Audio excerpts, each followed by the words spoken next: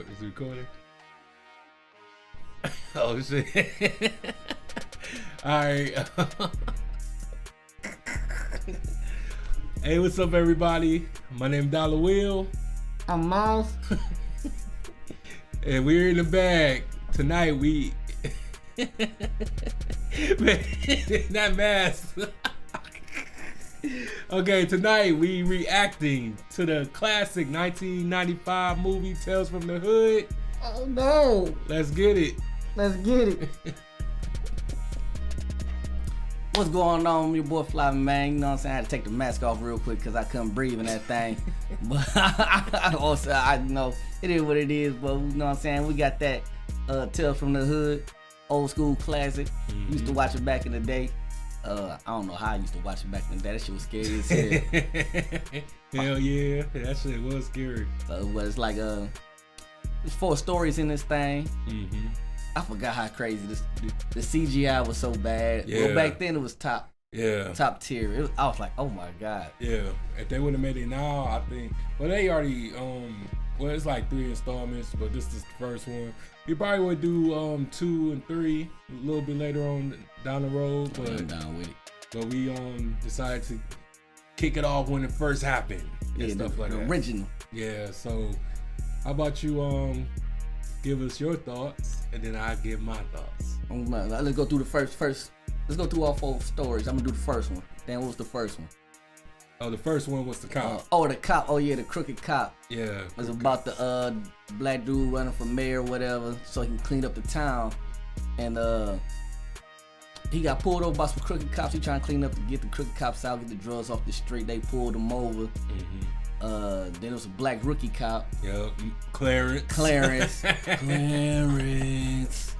So Clarence came in, you know, he tried to help the situation out, but you know, he didn't know what to do. Yeah. So the mayor dude who was running for mayor or whatever, governor or whatever he was doing, they killed him. They beat him, killed him. A year later, Clarence started hearing his voice, and he was like, "Bring them to me." So he went back to go kill his murderers. Yeah. You know, so Clarence was like, "Is you happy? Is you happy, brother?" Like, the acting was crazy. We must have been brothers where you was at when I needed you, brother. It's funny. You go back and watch it. It is funny. That shit is funny. But yeah, he ended up in a crazy house because they thought he killed the 3 cops. So that was the first story of the movie. And you know what I liked about that was the message, because it's like, how many of us, especially nowadays, like with social media and stuff, we just record and we don't try to help anybody or save anybody. Right. So that was the message of it all, was where were you when I needed you, brother? That's how he sound. They was pissing on his grave. He grabbed him by the cojones and pulled him down, boy. Yeah, and like I said, I love. What did he say? I would shit on YouTube. Oh shit, I can't. Oh shit. No. Don't shadow ban us. But you know, but we all love it. You know, we all would love that. I ain't gonna lie. You know what I'm saying? I like to bleep that out. Yeah. And that part. Man, get to the second story. Okay. So the second story, it was about this little kid named Walter. He transferred to a new school, and he was going through domestic violence. Him and his mother. So he pretty much was going to school, being picked on by the kids, and then he was coming home and getting messed up every night. By the stepdaddy. Yeah, by the stepdad. So he decided to do some drawings, and then they all of a sudden had these superpowers where when he would like rip these drawings, everybody would get their bones broken and stuff. First it was the little boy. Got both his legs out broke. And his arms. At the same time. It must have had weak bones. He must have weak bones. They was on that little boy was on some voodoo stuff right there, boy. He was on that voodoo. So the teacher comes to his house and find out why he's being abused and stuff like that. So his mama, played by Paula Jai Parker. Ooh. Hey, baby, call me. Ooh. Came to the door all wet from the shower and stuff like that. Yeah, from the shower. Ooh. From the shower. Steaming. Shower. And then they go into the kitchen so she can clean the shirt. So she was all making advances and flirting with him and stuff. I would have folded. I ain't gonna lie, I would have folded so fast. Like Forrest Gump. Yeah. Your mama really love your grades, boy. Your mama sure love your education. Yeah, I would have folded. I ain't gonna lie, but it was fun though. It was a nice story because this dude, played by David Alan Grier, legend, GOAT, but it's so funny because like he just cussing and stuff, like he don't have the right voice for it. You know, he don't have to sound right. Yeah, he don't. It's just funny because it's like, you know, you David Alan Grier, you played on Man on Film, like you over here all good guys. Now you a bad guy. punching them in the face, slapping kids, and punching his mama in the face and stuff. Like, I'm like, dang, like this is like. I know that they was on set bugging out because I can't take him seriously. You know, I'm just like, you know, you a funny guy. Like, what is this about? Right, you live in color ass.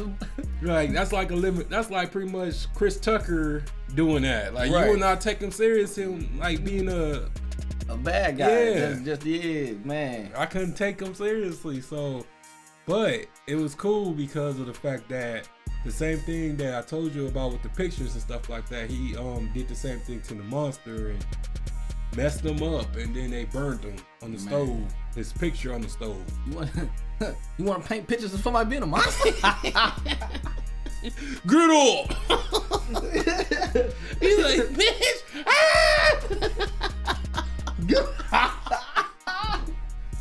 Hey, she got him to grab that pen. Motherfucker, I ain't done with you. Bye. You'll get. Man, he get, man, remember he grabbed her head and just shoved her down? I was like, dang! That dude was, Bam. that dude, I told you. Bam, bam, bam. that dude was also some enhancement drugs for this scene, for this God role. damn, that nigga was looking like Street Fighter. He was hitting him with that. Yeah, that shit would be funny. That shit ain't fun. No, it was funny. No, it was hilarious because he was doing it. Yeah. I know, it still don't sound right. You know how women be like, you know what I'm saying? Like, I bet you can't hit a real man. He was hitting the real man. Beat his the teacher ass. Man, What he said, motherfucker, this ain't your house. Bam. Get him combos and everything. Oh shit. That motherfucker was knocking the Sonic rings out of his ass. Hey man, boy. motherfucker, this ain't your house. Man. Bam.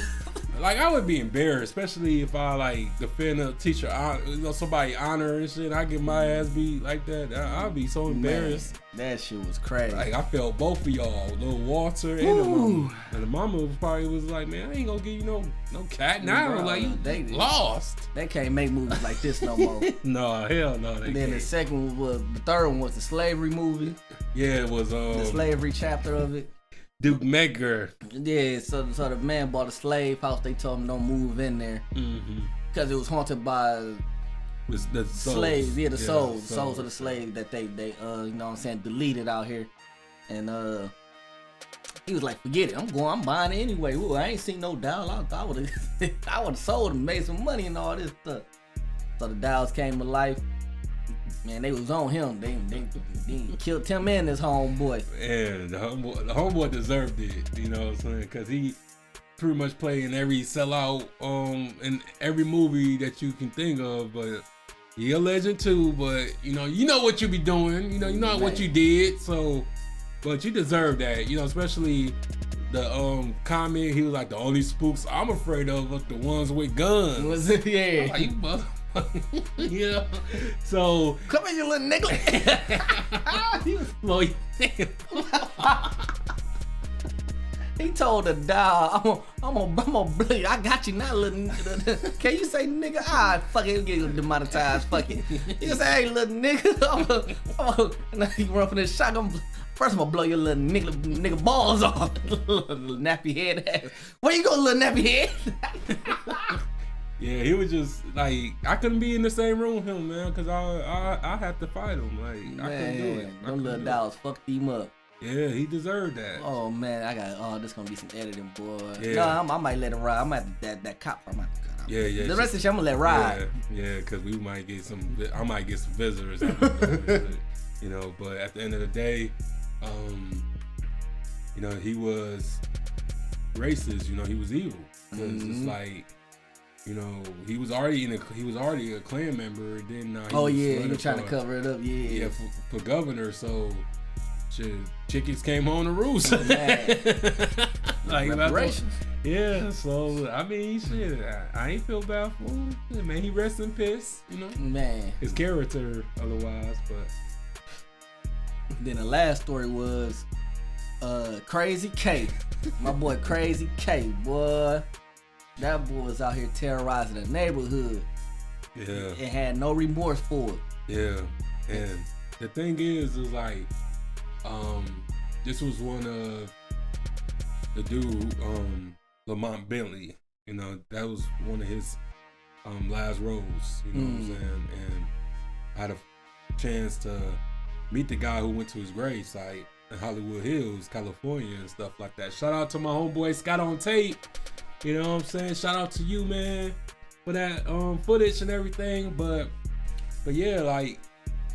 He killed this, you know. This was like one of his biggest roles because it's like he was on Moesha and stuff, you know, playing Hakeem and stuff like that.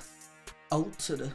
So he really showed like his range, you know, right. As an actor because like he knew that he had to channel that hopelessness and that anger that a lot of us young black males go through, being raised in the hood, and he just had to be a nigga. Yeah, I mean, shit. I mean, you know what I mean, like, cause like the typical black man. That's all he had to be. Yeah, but it just really shows the destruction, you know. And I like just when they took him to that other prison and stuff. And he sat next to that white supremacist and stuff. And white supremacist was an asshole, but he was speaking some truth. He spoke facts, so I had him open his eyes real quick. He was like, you join my army or die. He was like, to the people you killing your own people anyways, might well join the other side. And I was like, damn, man, he is kind of right. Yeah, he had no rebuttal, so. But yeah, I just really like just the comparison of when they showed us being lynched and then also showed them killing each other. So it was practically the same. You know? It was the same. Yeah, it was the same. Because people be wearing ski masks and stuff like that. It's like it's the white hood. Yeah, so it just was like a good comparison. Like whoever I can't see neither. Oh my, that's Django. Yeah, that old movie, man. As long as the horse can see, that's all that fucking matters. But yeah, I like deep down, I really like that part because that's what it was, you know. Yep. And then also they allow everybody that he killed to confront him. Yup, had one-on-one with that boy, no remorse. And you just really see like how much of a psychopath he was because this dude killed not only niggas, but he killed women. He killed little girls. Like, dog, like you. Straight bullet night, he ain't even care. Wrong place, wrong time. Bullet ain't got no name on it, he said. So you know the woman with the dreads, right? Her name was Rosalind Cash, and she died before the movie was ever came out. And she was pretty much like an angel, you know, in disguise. And she was just trying to, you know, get him to repent, and he refused because he pretty much put it on himself, like. But what about me? Like, I went through stuff. I been through hell, and he didn't want to take accountability. Yeah, and that's what I be talking about, just with certain people in our communities because they don't like to take accountability. Like, just because you come from nothing doesn't mean you have to be like that. You know what I'm saying? Right. we all responsible for our lives and our destinies, and then he just, was like, fuck that. Like, I'm gonna do what I want to do. Nobody care about me anyway and stuff. And quit messing with my mind. This ain't real. Right. As soon as he said no, he got taken out. Gone. And that was the 4 stories within the main story. The main story, we're gonna back at the beginning. It's about 3 dudes trying to buy narcotic. Stacy, Chicago, and Junior. 3 of the baddest motherfuckers that was on film. Well, 2 and 1 dummy. Yeah. But it starts off with them from the beginning. The middle parts for them was just stories. And when they got to the end of the movie, to find out they was dead too. And they weren't going to buy what they was coming to get. They was after the 4th story, after he died, they was the ones that killed him, and his boys got their get back, and they ain't make it, and they was in hell the whole time. Man, that gotta be scary. Just the fact that you be dead, and then you find out you dead, and then the whole time you ain't go to heaven. Man. Oh my God, bro. Like, even though this is a movie, this really make you think about some stuff. Like, this make you want to just change your life and do right. You know what I'm saying? Because everybody think they going to heaven, ain't going. Y'all ain't going. So yeah, I just try to.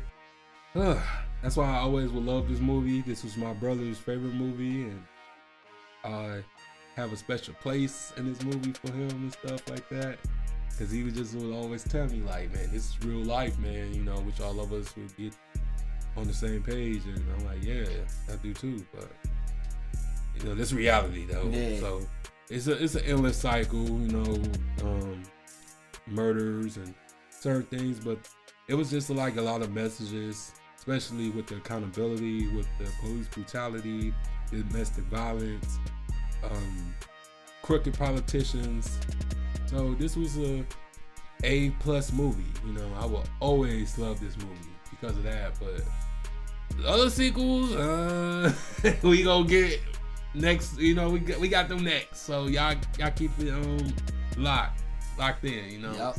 So make sure y'all like, comment, and sub, man. Hit that noti bell so y'all don't miss an upload. And we'll catch y'all in the next one. Peace.